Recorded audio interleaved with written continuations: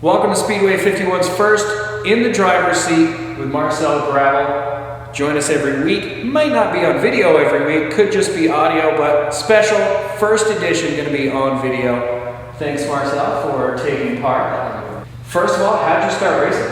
I started in go-karts. My dad was a race car driver, and I was like, hey man, that looks like a lot of fun. So I just started there and kind of just worked my way up through the ranks like you should. Didn't jump to anything, earned my stripes and everything. Now we're here with the late model stuff. What was your inspiration for getting into racing? Oh, definitely my dad. I sit up on the high banks on Thursday nights and I just watch him out there, and I was like, that just looks like he was having such a good time. And he never really, he had his struggle days, but he was always pretty solid, pretty good one to look up to. And he sets the bar pretty high for me. Not because he puts the pressure on me or anything like that, but because I want to be as good as he was. So, definitely my dad was the inspiration behind all of it. Both our family members drove the number 5. Yeah? Thunder Road. No way. I feel like we have a special bond now. Exactly.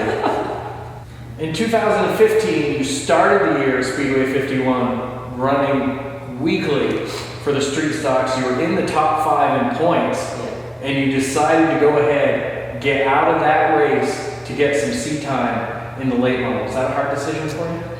Yeah, actually, we talked about it a lot, really. It was kind of crazy.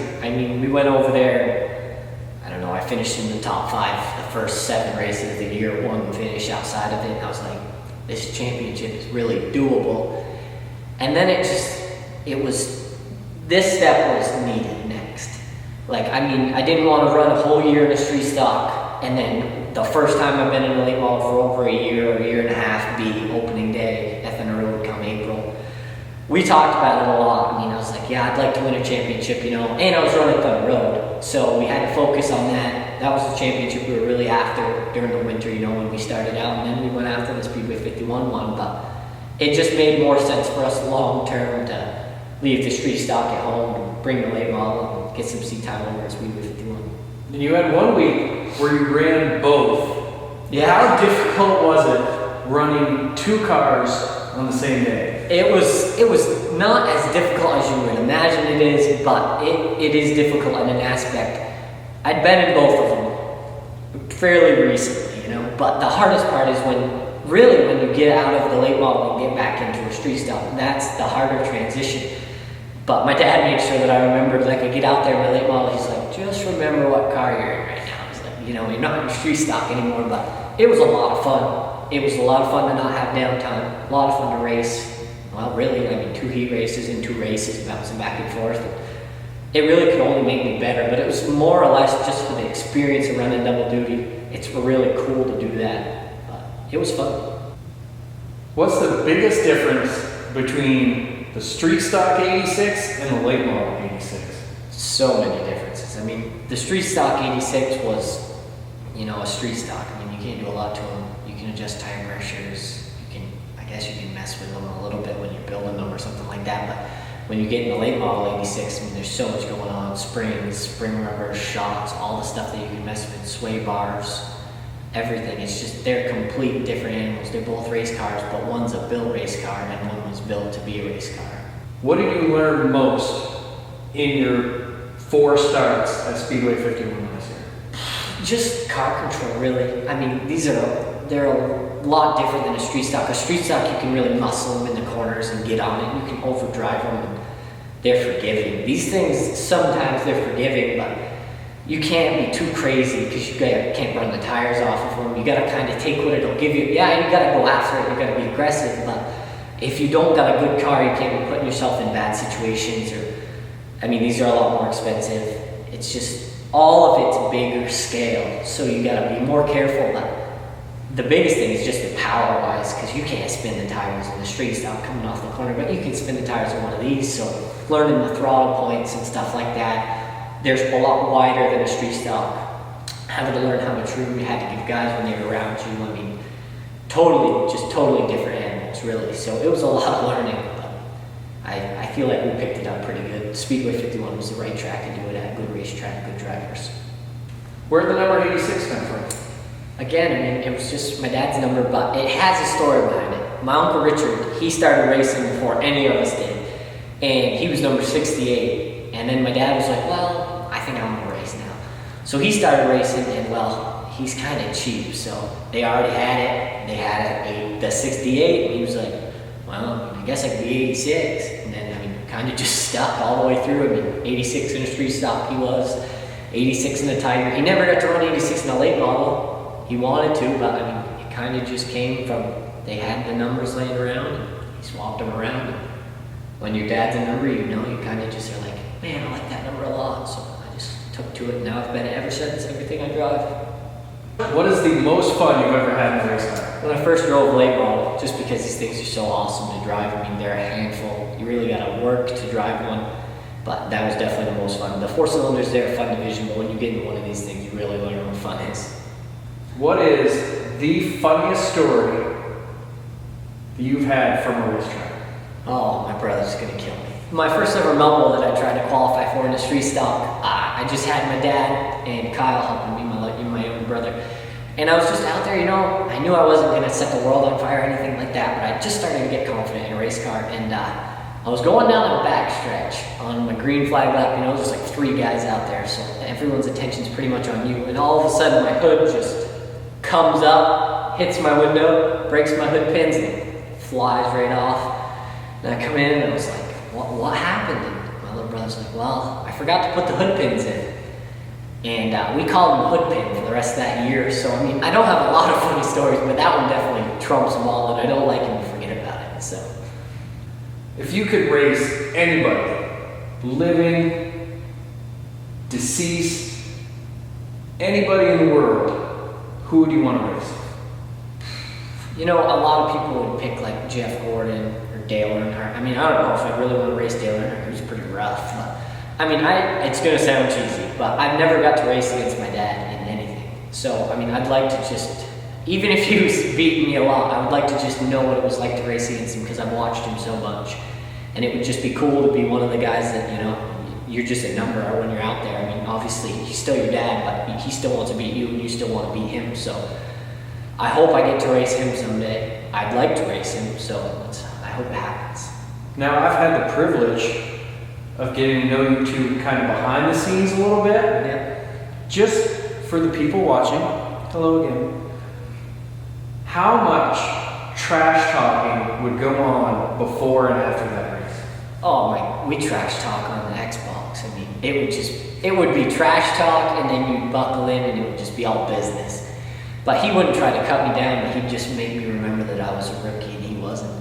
But it would definitely be a showdown, because I'd probably have spinning myself out trying to beat him so bad. But, we trash talk a lot, especially if I came out on top. I'd let him hear about it.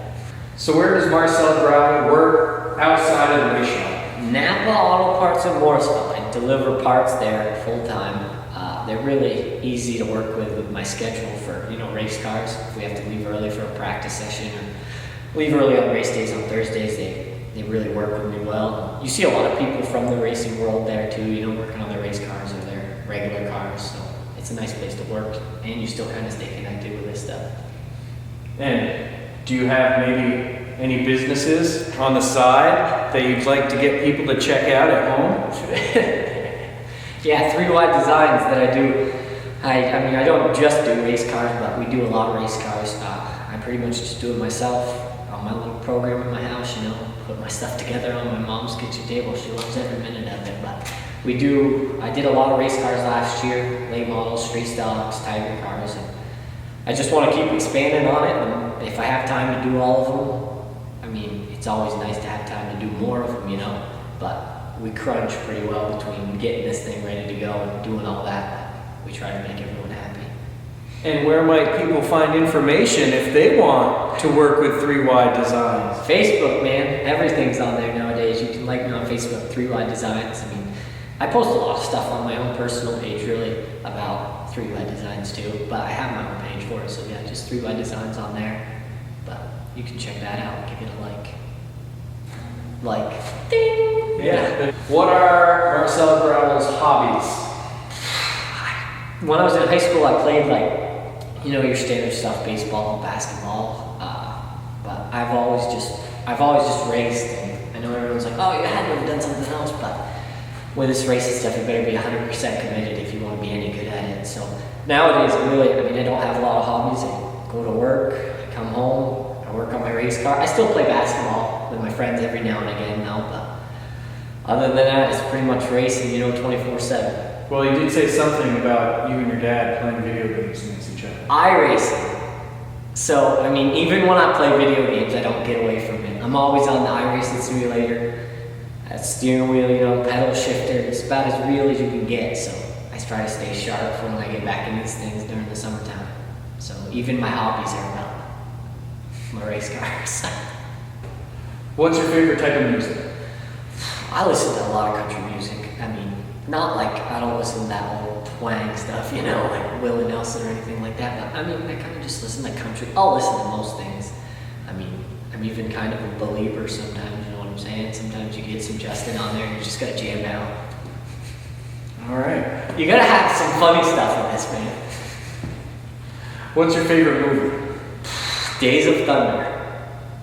Worst produced movie probably ever, but still the best movie ever. I'm still waiting for the day I get to teach a girl how to draft, What are your goals for 2016?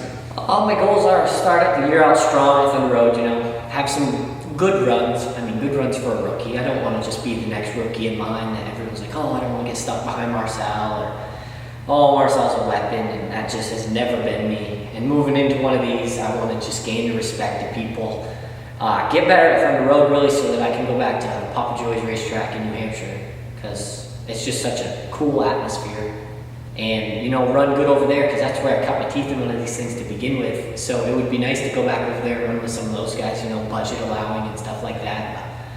But I just want to have a good, solid year. We don't need to stand out, but I don't want to stand out in a bad way either. What was your first, holy S moment in the late model when you looked maybe to your right or in front of you and you saw who you were driving with? Well, it didn't come as early as I thought it would, because when I ran at Groveton, it was originally Groveton when I ran a late model over there. Shannon, he was a big deal over there then. Beetle Bailey, but I knew Beetle a long time, so it really wasn't, anything. Then this year, the fall brawl, I was just out there practicing, and all of a sudden my dad came on the radio. He's like, "You don't need to be a hero right now, you know that." And you kind of just glance to your right going down the backstretch, and Nick Sweet's pulling up next to you, and you're like, Jesus, because I've been watching him for a long time. I watched him come all the way up through. I was just a kid when he started.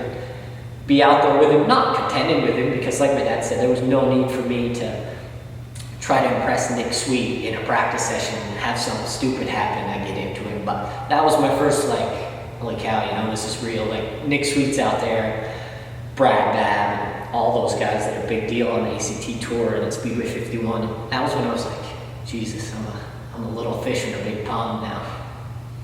What is your favorite Speedway 51 moment? Of my career, or just the Speedway 51 moment in general? Either one. I don't know, because it's hard when you're over there and you're racing. You don't get to watch a lot of stuff. I guess it would go back to really before it was Speedway 51. I was just sitting in my house, and all of a sudden the Vermont Motorsports magazine or something posted that Papa Joy bought it. And I was really excited about that, because I knew I'd been racing this there when it was poorly ran. The track was rough, and I just knew that was Papa Joy just wasn't going to let that be an option, So I was really excited to get there. And that first night that we got there, we camped, we went out and we looked. And I guess my favorite moment was you come up onto where the banks are, where they built it up, and look at the track, and I was like, man, just not even the same racetrack. You swore you were somewhere else. All the lights, the walls. It was really cool. So that was probably my favorite moment, was seeing it besides the pictures.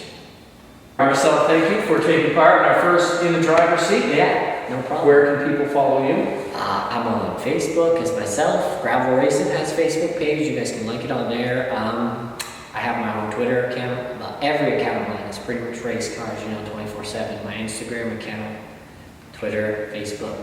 And if people want vinyl? 3 Wide Designs. You know where to get it. Join us next week.